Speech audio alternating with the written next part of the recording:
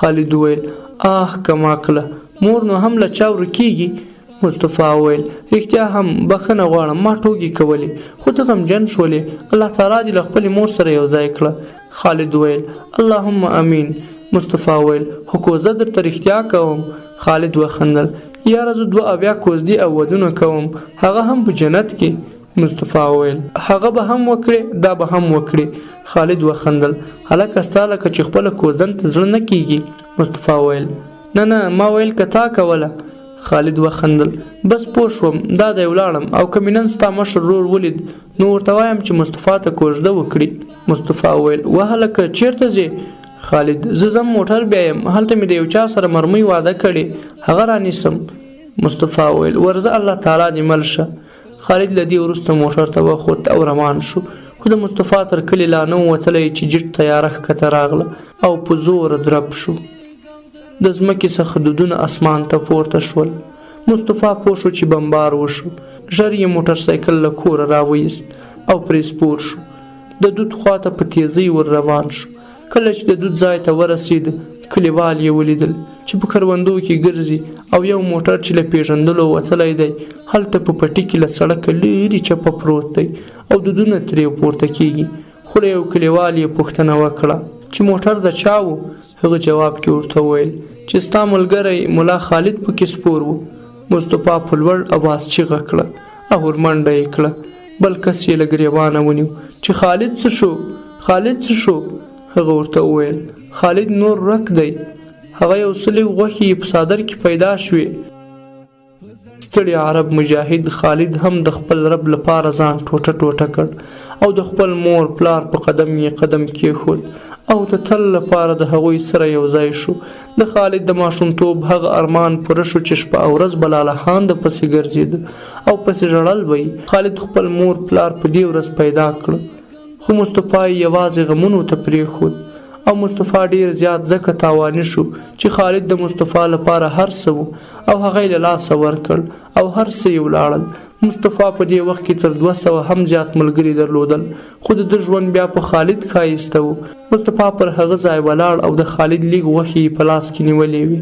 د خالد د 100 دقیقو مخکې خبرې یې په ذهن کې ګرځېدلې.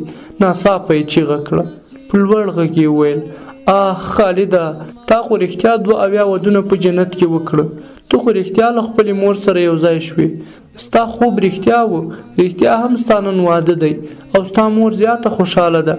خو هی نازوانه زه دې یوازې پرېښودم، پر هره سخته کې به زه او ته ملګري وو، خو نن ته یوازې ولاړې. کله چې خلکو د ده خبرې واورېدلې نو فکر یې وکړ چې مصطفی اعصاب د لاسه ورکړي دي، خو خلک د مصطفی ژړا ته حیران وو ځکه مصطفی په غیرت او بهادرۍ کې نوم درلود. مصطفی له همدا فریاد کاوه چې ملګري هم د پیښې ځای ته راورسېدل. میوند ور مخکې شو، ورته یې وویل چې فریاد نور بس کړه. ټول ملګري بیا حوصله بایلي. مصطفی چې کله د میوند خبره واورېدله نو ځان یې کنټرول کړ او د خالد غوښې د میوند په لاس ورکړې. خپل موټرسایکل ته وخوت او روان شو. کور ته راغی، پر خپل مور یې د خالد د شهادت زیری وکړ. په کور کې له سترګو اوښکې بهېدلې او اطاق ته ننوت، خو مور یې پسې ورغله او ورته یې وویل ګرانه زویه باور وکړه چې پر ما باندې ستا او خالد فرق نه و. خالد زما زوی غوندې و، خو که ته هم شهید شې زه به ونه ژاړم ځکه تا به ویل چې شهید مړ نه دی ژوندی دی، نو زه ولې پر ژوندي وژاړم؟ آیا په دې لار کې حضرت حمزه رضی الله عنه نه دی شهید شوی؟ نو چې د سرور کائنات تر شهید شوی نو ته او خالد څوک یاست چې قرباني نه ورکوئ؟ مصطفی د مور خبرو ډیر حیران کړ، ژړا یې بس کړه، په ډاډه زړه بهر راووت. لږه شیبه وروسته میوند موټر راوست او د خالد غوښې په کفن کې پیچلې وې. د مصطفی د کور مخې ته یې ودراوه. د کلي ملا صاحب ته یې وویل چې جومات کې اعلان وکړي چې خالد شهید شوی دی او د مازدیګر له لمانځه وروسته یې جنازه ده. هر مسلمان ځان حاضر کړی. د مازدیګر لمانځه وروسته په سلګونو کسان د خالد جنازې ته حاضر شول چې د جنازې لمانځه وروسته مصطفی ولاړ شو او د 100 آیاتونو له تلاوت وروسته یې داسې وویل یقینا الله جل جلاله ټول غوره اعمال خلکو ته بیان کړي دي. په دغو اعمالو کې جهاد او د الله جل جلاله په لار کې جنگ تر ټولو بهتر عمل ګرځولی دی. په جهاد کې شهادت ته ډیره اوچته مرتبه ورکړې ده او جهاد یې تر نورو ټولو عملونو بهتر ګرځولی او هم یې غټ ثواب ورپورې خاص کړی. لبراء بن عازب رضی الله عنه څخه روایت ده یو کس چې پوره صلاح ورسره و پیغمبر صلی الله علیه وسلم ته راغی او ویې ویل ای د الله پیغمبره جنگ وکړم او که مسلمان شم. پیغمبر صلی الله علیه وسلم ورته وویل اول مسلمان شه او بیا جنگ وکړه. نو مسلمان شو او بیا یې جنگ وکړ او شهید شو. پیغمبر صلی الله علیه وسلم وفرمایل لږ عمل یې وکړ او ډیر اجر ورکړی شو. او پیغمبر صلی الله علیه وسلم د شهید په حق کې فرمایلی دي یقینا د شهید لپاره د الله جل جلاله په دربار کې و امتیاز دي. اول ساس کې د وینو سره ګناهونه وربخل کیږي. دوهم په جنت کې د اوسېدلو ځای ورلیدل کیږي. دریم د قیامت پر ورځ به له هغه لوی ویری بیغمه وي.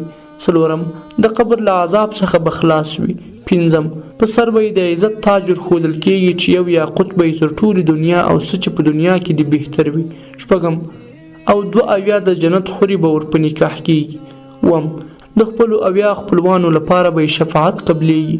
په یو حدیث شریف کې چې له انس رضی الله تعالی عنه څخه روایت دراغلی دی پیغمبر صلی الله علیه وسلم فرمایل هیڅ جنتی به دا نه خوښوي چې بیرته دنیا ته راوګرځي او څه شی چې په مخ د ځمکې دی دا ټول د دوی پرته له شهیده چې هغه به دا غواړي چې بیرته دنیا ته راوګرځي او لاس زله د الله جل جلاله په لار کې ووژل شي.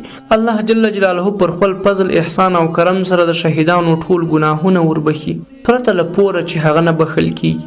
او که پور حق د الله جل جلاله وای هغه به هم شهیدانو ته وربخلی وای خو هغه حق د بندگانو دی.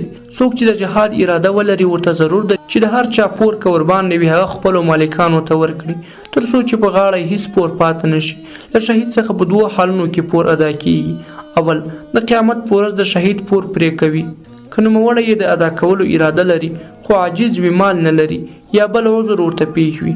دوهم چې مجاهد شي او د پور د ادا کولو وخت لا نه وي راغلی د پیغمبر صلی الله علیه وسلم سنت دا و چې د کوم مړي په ذمه به پور د جنازې لمونځ یې نه ورباندې کاوه څو چې به هغه ادا نه کړی شو او یا به د مړي کوم خپلوان یا بل کوم مسلمان به د هغه د ادا کولو ضمانت وکړ. نو که پر خالد ستاسو د کوم یو قرض پاتې وي غږ وکړئ چې زه یې ور ادا کړم خو هیچا هم غږ ونه کړ. د مصطفی له وینا وروسته هر سړی خپل کور ته ولاړ او مصطفی د میوند او څو نورو ډلګۍ مشرانو سره د میوند کور ته راغلل. د خالد پر ځای میوند خپل معاون وټاکه او ملګرو ته یې وویل که زه شهید شوم ستاسې مشر به همدا میوند وي او که میوند هم شهید شو ستاسې مشر به صادق وي خو جهاد به تر هغه پورې کوئ چې تر څو مو اشغالګر نه وي مات کړي. د خالد شهادت مصطفی په رواني او په ذکي ډول کمزوری کړی و. که څه هم مصطفی کوښښ کاوه چې ځان زړور ښکاره کړي خو د کمزورۍ نښې پکې له ورایه معلومېدلې. د خالد د شهادت درېیمه ورځ وه چې په مخابره کې غږ شو چې امریکا له کمربنده راوښتې ده او ملګري ځان مخته ورسوي چې کمین دی. مصطفی چې کله دا خبره په مخابره کې واورېده نو د خالد فاتحې ته راغلي کسان یې پرېښودل او موټر یې رهي کړ. د ملګرو سره یو ځای شو. که څه هم میوند ډیر ورته وویل چې ته کمین ته مه ځه خو مصطفی 82 په لاس کې و او میوند ته یې وویل چې د خالد انتقام خپله اخلم. کله چې جنگ شروع شو مصطفی 82 امریکایانو پر یو ټانک ور برابر کړ. د تکبیر په چیغه سره یې پیر پرې وکړ ټانک یې وویشت او دودونه ترې پورته شول خو مصطفی چې کله 82 ته بل پیر اچاوه د بل ټانک لخوا په نښه شو او خاص په ځیګر یې وویشت. میوند چې ور منډه کړه مصطفی یې په غېږ کې ونیوی د امیر نارې یې پرې ووهلې خو مصطفی یو ځل سترګې خلاصې کړې او مسکی شو. میوند ته یې وویل چې خالد می غواړي. خالد نارې راوهي خالد راته انتظار دی. د خالد د مرګ وروسته د مصطفی همدا اوله او هم اخیری مسکا شوله.